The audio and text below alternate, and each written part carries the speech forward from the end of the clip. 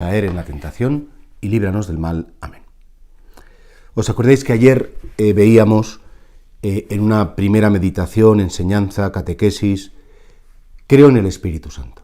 Y hablábamos de los nombres del Espíritu, hablábamos de los símbolos, el agua, el fuego, la nube, y también hablábamos de las acciones del Espíritu Santo, y de un modo especial terminábamos hablando de el Espíritu Santo. El espacio de acción del Espíritu Santo es en la Iglesia. La Iglesia sabemos que tiene una dimensión jerárquica, en cuanto que Jesús instituye un colegio apostólico, al frente del cual está Simón Pedro, que es el vicario de Cristo en la tierra, el primero entre los apóstoles. Y después, además, Jesús instituye no solamente una Iglesia jerárquica, es decir, estructurada por los presbíteros, diáconos, el pueblo santo de Dios, sino también quiere una Iglesia carismática, en el sentido de una Iglesia que, con el frescor del Espíritu, pues conozca la voluntad de Dios y transmita la voluntad de Dios. Claro, a veces ha querido como confrontar la Iglesia jerárquica, el Vaticano, los obispados, los párrocos, los curas, una Iglesia como jerárquica, frente a una Iglesia carismática, San Francisco de Asís, los santos que tenían carismas especiales, gracias, cuando realmente lo que Dios quiere es que una y otra se complementen, una y otra se enriquezcan, de tal manera que la una sin la otra no pueden suceder. Y el Espíritu Santo está tanto en la Iglesia jerárquica como, por supuesto, en la Iglesia carismática. Un carisma que no está reconocido, que no está aprobado por la Iglesia, no es un carisma del Espíritu Santo. Ahora, una jerarquía que no tenga en cuenta ese movimiento, esa realidad carismática que siempre ha sucedido en la historia de la Iglesia, tampoco estaría en comunión con el Espíritu Santo y sería una jerarquía hueca, absurda, estéril e inútil.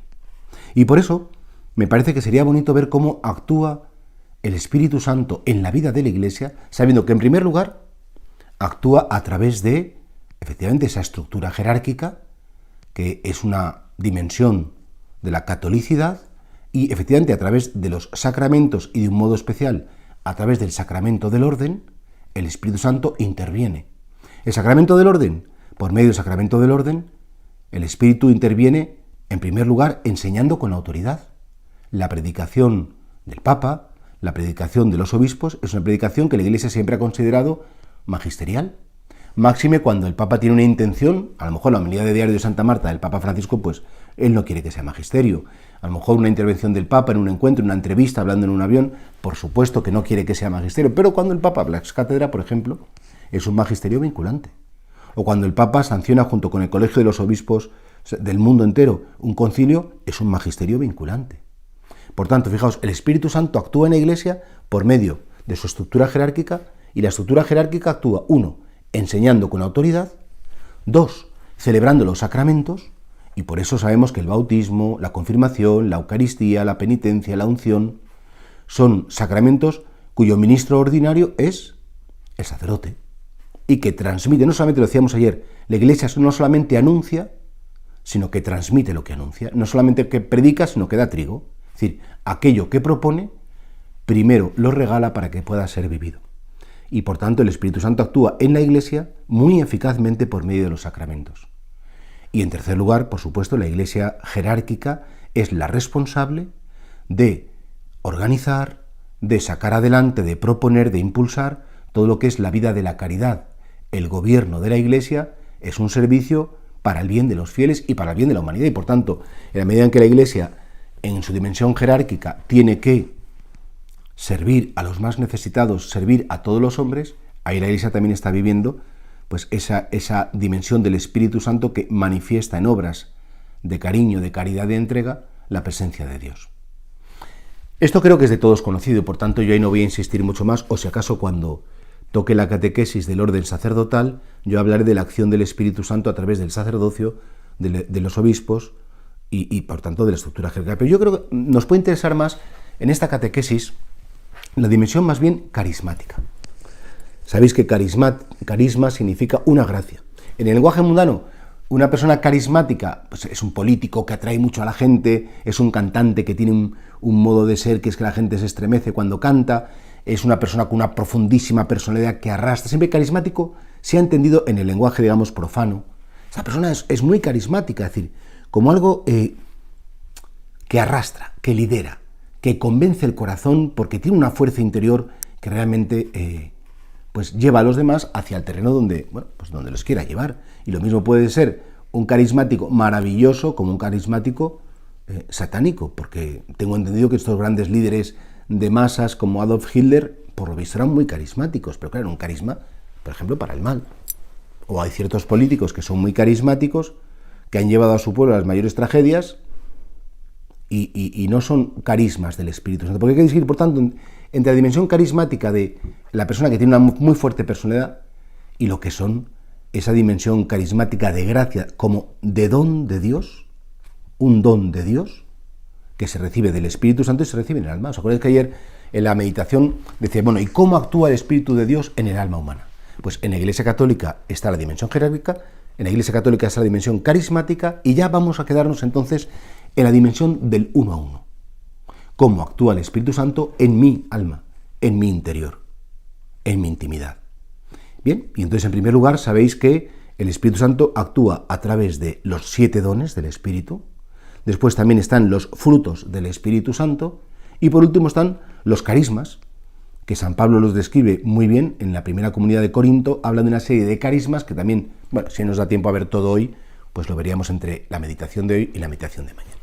Pero los que habéis participado en grupos de la renovación carismática y habéis hecho el seminario de iniciación a la vida en el Espíritu, esta enseñanza sé que la conocéis bien. Yo a veces me sorprende cuando gente que en principio ha hecho bien la catequesis, ¿os sabéis los 7 dones del Espíritu Santo? Y la verdad es que eso de los 7 dones es para nota, ¿eh? Bueno, los 10 mandamientos entiendo que se lo sabe casi todo el mundo. Bueno, los mandamientos de la Iglesia Católica, a veces sí, a veces no, los vas sacando con dificultad. Las bienaventuranzas, dificilillo. Los 7 pecados capitales, a lo mejor sí hay una película que se llamaba 7 que la gente pues la vio mucho.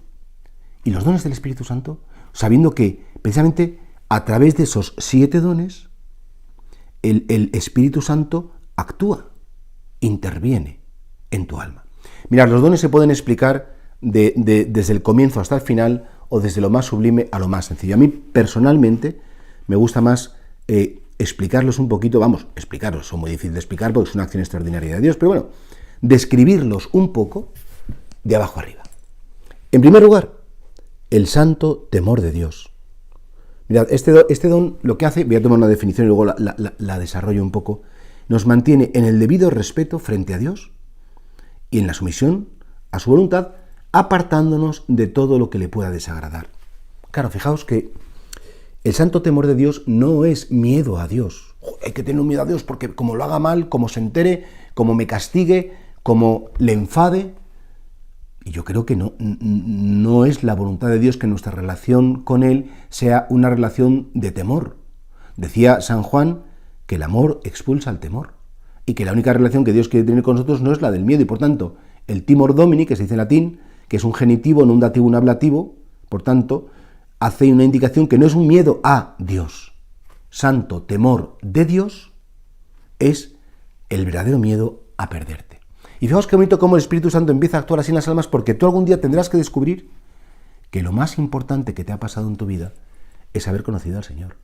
Tendrás que descubrir que lo más bonito, lo más grande que te ha pasado en tu vida es haber experimentado esa comunión y que no la quieres perder. Y por tanto, como tienes miedo, es como si te regalan un anillo de esmeraldas o te regalan el megacoche de 4, yo qué sé, pues tubos de escape con 4 motores, con tal, con cual, y dices, oye, el coche lo tengo que guardar mucho porque lo podría perder, me lo pueden quitar.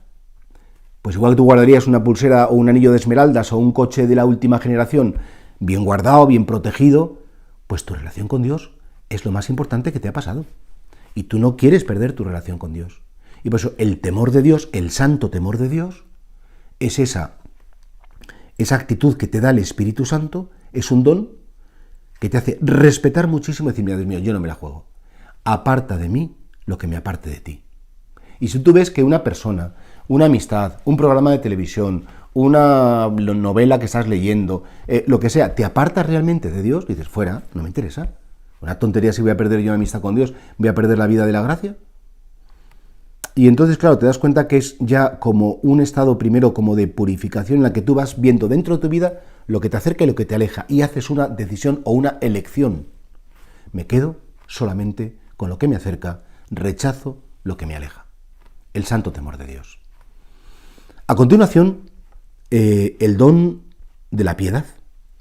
Es el don de la piedad aquel que el Espíritu Santo nos da para tratar siempre a Dios con una relación filial, es decir, para tratar a Dios Padre como Jesucristo le trataba, para tratar a Jesucristo como le trataba los apóstoles, los santos, para tratar al Espíritu Santo como ese huésped interior, de tal manera que por el don de la piedad adquiero una familiaridad, una cercanía, un cariño con Dios, de tal modo que me convierte en una persona piadosa. Y una persona piadosa no es una persona, vamos a ver, la típica beatona que está todo el día Santa María Madre de Dios pero clavando puñales a los demás, y que está en la iglesia pero para criticar y para servirse de la iglesia, sino una persona me convierte en una persona piadosa en el sentido que me atrae todo lo de Dios, me interesa todo lo de Dios, me gusta el amor de Dios, me gusta conocerle, me importa lo de la iglesia, me importa que el Evangelio sea anunciado, me importa cuando está en la televisión, a lo mejor salen las noticias en una cosa del Papa, digo a todos, oye, callaros por favor, que me importa mucho saber pues qué ha dicho el Papa o qué ha pasado en tal sitio, y no por clericaleo o por decir, ay, me tengo que estar a la última para luego comentar con mis amigas de... No, sino que realmente, por este don de la piedad, esa atracción, ese gusto, ese como al niño pequeño le gusta estar con mamá porque bueno, pues mamá todo lo que dice es muy interesante, o papá todo lo que dice me ayuda, me enseña y me enriquece. Y entonces nos convierte el Espíritu Santo en personas piadosas.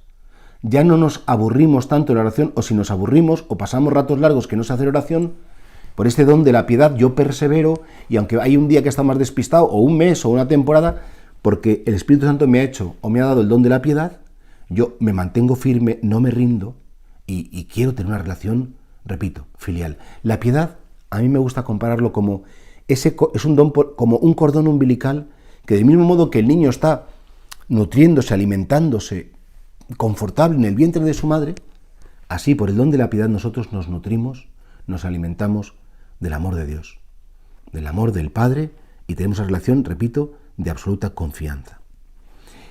En tercer lugar, el don de la fortaleza. El don de la fortaleza es un don que nos da el valor para enfrentarnos a las dificultades del día a día en la vida cristiana. Hace una fe, convierte nuestra fe en heroica, una fe valiente, una fe firme. Esa fortaleza es la fortaleza que tuvieron, por ejemplo, los mártires, y sobre todo es una fe, ese don nos hace perseverar y no echarnos atrás en nuestras decisiones.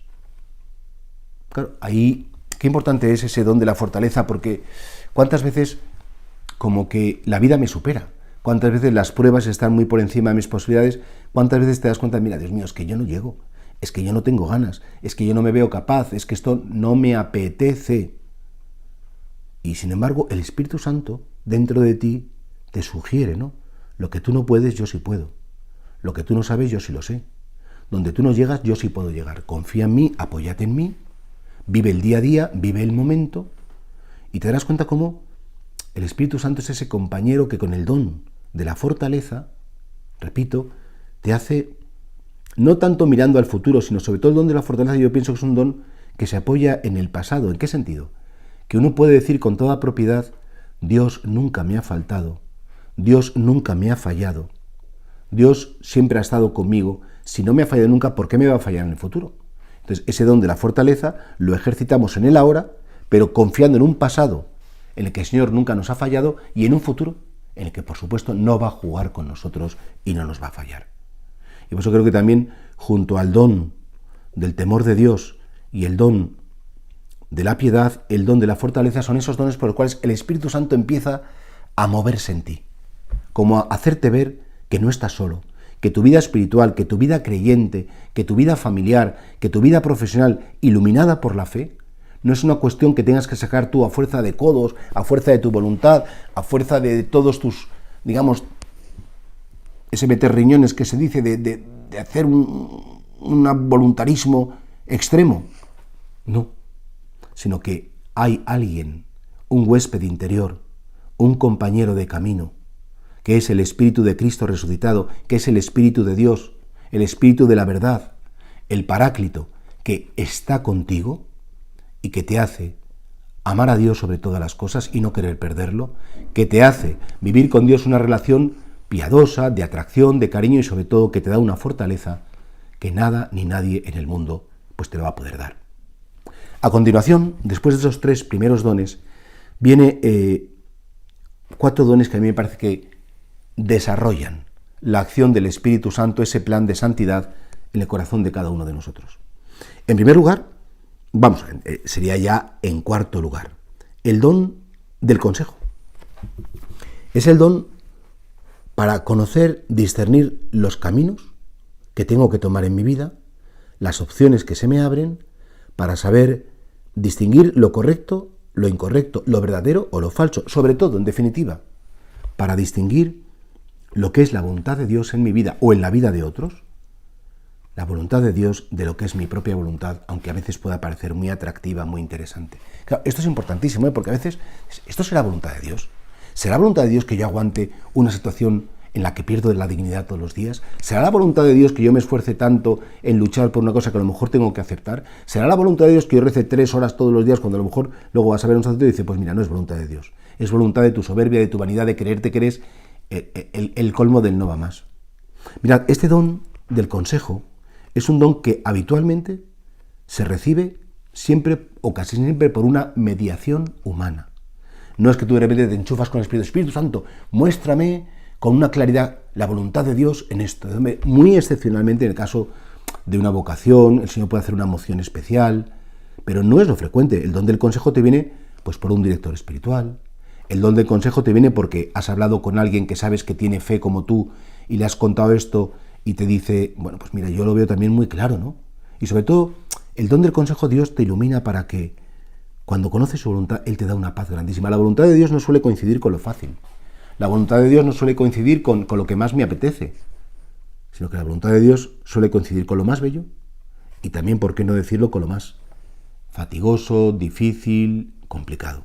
Pero no complicado, sino, me explico, ¿no? No complicado de malo, sino complicado de que tengo que complicarme la vida para darla por los demás. Y este don del consejo lo tenemos, por ejemplo, los sacerdotes, para darlo a aquellos que vienen a pedir un consejo por razón de nuestro sacerdocio.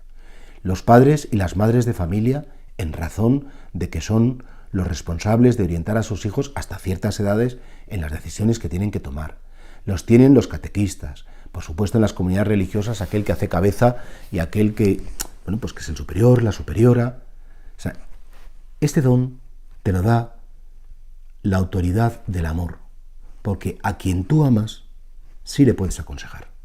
A ver, no hay que dar un consejo a quien no te lo pide, eso es evidente, pero cuando lo que hay detrás es el amor, cuando lo que hay detrás es el que tú quieres realmente el bien del otro y no te buscas tu propio bien ni le quieres aplicar unos esquemas que tú traías de antes, entonces el don de consejo es esencial.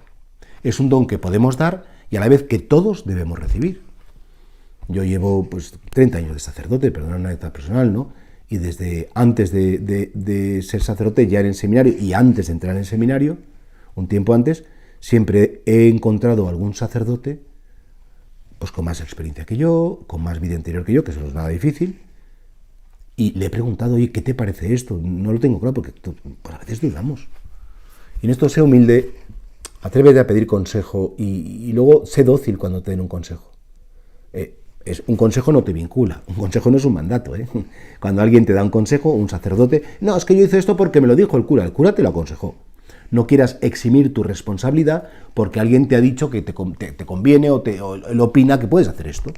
A mí a veces me dicen, no, yo vengo aquí muy enfadado porque usted le ha dicho a mi mujer que haga esto. Y vamos a ver, primero, lo que yo he dicho no lo puedo repetir porque no puedo repetir lo que me han contado a mí y por tanto mi respuesta. Y segundo, creo que todos somos mayores de edad para que una vez que hemos escuchado un consejo, ya es nuestra decisión. Es decir, el don del consejo, cuando lo recibes de alguien, no te exime de tu responsabilidad, de tus decisiones. Tienes que asumir tus decisiones, si son acertadas, para dar gracias a Dios, y son equivocadas para pedir perdón. Pero creo que este don es muy importante. Y creo que todos, de algún modo, pues efectivamente necesitamos cada día conocer, Señor, ¿qué quieres de mí? ¿Qué quieres con esta persona? ¿Qué quieres con este familiar? ¿Qué quieres con este trabajo? ¿Qué quieres, cómo quieres que gestione esta enfermedad? Bueno, y el Señor, efectivamente, por el don del Espíritu Santo, el don del consejo, te ilumina y con la fortaleza, la ciencia y el temor de Dios, te permite no solamente conocer la voluntad de Dios, sino vivir la voluntad de Dios, ser la voluntad de Dios en la tierra. Y me parece que esto es algo también que tenemos que considerar, que estoy aquí, lo que me hace santo no es mucha oración, lo que me hace santo no es hacer cosas muy buenas, lo que me hace santo es hacer la voluntad de Dios. Hacer la voluntad de Dios. Y para hacer la voluntad de Dios, conocerla. Y para conocerla necesito, sin duda ninguna, el don del consejo. En cuarto ya lugar, o en quinto ya, en quinto, me queda la ciencia, el entendimiento y la sabiduría. En quinto lugar, el don de la ciencia. El don de la ciencia es un don del Espíritu Santo que no es la ciencia en el sentido mundano o como lo entiende los científicos, el premio Nobel de física, de química, no. No es la ciencia del mundo, es la ciencia de Dios y por tanto es esa capacidad que Dios me da de mirar la creación como Él la mira.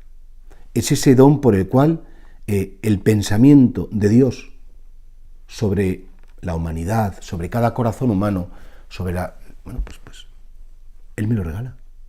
San Pablo decía, nosotros tenemos la mente de Cristo. Y esto es importantísimo, ¿por qué? Porque efectivamente, ¿cómo se manifiesta el don de la ciencia? Imagínate, pues que vas paseando y hay unas montañas maravillosas, unos arroyos, unos ríos, y bendices al Señor. Y vas por un desierto que es todo luz, y bendices al Señor. Y ves las olas del mar en su inmensidad y bendices al Señor porque te das cuenta que todo eso es una manifestación de la belleza de Dios. Pero sobre todo el don de la ciencia, ese mirar la creación y las criaturas con la mirada de Dios, es que te hace y te ayuda a reconocer la presencia de Dios en tus hermanos los hombres. Y por este don de la ciencia, tú te encuentras con Jesucristo, especialmente en los más pobres. Claro, cuando a la Madre Teresa, lo he contado muchas veces esta anécdota, le preguntaron, estaba limpiando a una persona moribunda, sucia, con sus excrementos, pues una cosa muy desagradable, se acercó un millonario y dijo, madre, yo no haría esto por todo el dinero del mundo. Y ella contestó, ni yo tampoco. Yo lo hago porque estoy limpiando a Jesucristo, porque Jesucristo está aquí. Está con esta persona. Y es que Jesucristo lo dice, tuve hambre, me disteis de comer, tuve sed, me disteis de beber, estuve desnudo, estuve enfermo, y me atendisteis. Por tanto, ese saber reconocer la presencia de Jesucristo en los necesitados, en los que sufren, es la verdadera ciencia. La ciencia de Dios, la ciencia de la cruz, la ciencia del Espíritu Santo que me lleva a realmente darme cuenta que todo lo que hay cerca de mí es un espacio para poder darle gloria a Él, en el servicio, en la alabanza, en tantas cosas que el Señor me regala y me pide. Y por tanto, claro que un cristiano, no sé, pienso en San Francisco de Asís, que él, con su himno a las criaturas, loado sea mi Señor por la hermana agua, por el hermano fuego, por el hermano sol, por la hermana luna, es decir, él veía en toda la creación y especialmente en el sufrimiento, veía esa presencia maravillosa de Dios. Creo que todos también tendríamos que pedir este don para que nuestra vida cristiana pues sea llevada a una plenitud. En penúltimo lugar, el don del entendimiento o de la inteligencia, se dice de los dos modos, es un don divino que nos viene para aceptar las verdades reveladas por Dios. Este don, el Espíritu Santo, nos permite escrutar lo profundo de Dios y que eso profundo de Dios como que se quede, se repose en nuestro corazón y desde esa intimidad con Dios se produzca una transformación del corazón y yo al final deje que Cristo viva en mí. Claro, dices, no, esto ya es un nivelón. Dices, bueno, pues el nivelón que tienen los santos o el nivelón que tiene mucha gente sencilla que realmente este don del entendimiento lo han recibido, lo han acogido y lo han hecho que siga creciendo. Por el don del entendimiento, por ejemplo, el Espíritu Santo hace que las enseñanzas de la Iglesia sean para ti no una norma muerta, no sean como una letra, no una doctrina que me tengo que aprender, creo en un solo Dios, Padre Todopoderoso, sino que es como desmigar tu fe, la revelación divina que se ha hecho en la Sagrada Escritura, la revelación divina que se hace en el Magisterio, que en la vida de los santos, y que te des cuenta que eso te afecta mucho, te importa mucho y que ya forma parte de ti, que Jesucristo forma parte de ti, que las enseñanzas de Jesucristo forman parte de ti, y que te nutren, que son como ese tesoro que tienes guardado en tu corazón y que de ese tesoro vas sacando todo. Sacas lo mejor, sacas la luz, sacas la fortaleza, sacas los dones, los frutos, los carismas, y entonces por el don de la inteligencia te da efectivamente un golpe de vista espiritual, no de vista corporal, porque te das cuenta que tú sin Dios no eres nada, o que Dios es lo más grande, lo más importante que sucede dentro de ti. Ya no es el don del temor de Dios, que Dios es lo más importante que me ha pasado en mi vida, porque todavía en el temor de Dios ves a un Dios como frente a ti, pero con el santo entendimiento ya te das cuenta que es un Dios que forma parte de ti y que forma parte de tu vida. Y por último, el don de la sabiduría. Por el don de la sabiduría dice que es un don que nos hace como saborear. La verdadera sabiduría trae el gusto de Dios, esa vivencia de vivir la comunión, la cercanía. Mira, una cosa es decir que quieres a alguien, otra cosa es experimentar que quieres a alguien. Una cosa es estar deseando ver a una persona porque sabes que la quieres, y otra cosa es cuando ya te encuentras con ella. Claro, los místicos como San Juan de la Cruz, Santa Teresa de Jesús, hablaban con mucha claridad de este don, la llama de amor viva, o de Santa Teresa de Jesús, vivo sin vivir en mí, tan alta vida espero, que muero porque no muero. Dice, no, es que esto es de los místicos, esto se hace de las monjas de clausura, como muy sublimes. Dice, no te creas, Yo conozco muchas personas que me comentáis, pues don Jesús otro día en la exposición del Santísimo tuve un momento que me encontré fenomenal, que me di cuenta que estaba disfrutando, que era el momento de los momentos más bonitos de mi vida. Me vi a lo mejor llorando de emoción, pero no de pena, sino de una inmensa gratitud por haber conocido el amor de Dios. Claro, porque la sabiduría en este caso no viene de saber, viene de saborear, de gustar, es el gusto de Dios, es el sabor de Dios, es esa comunión plena.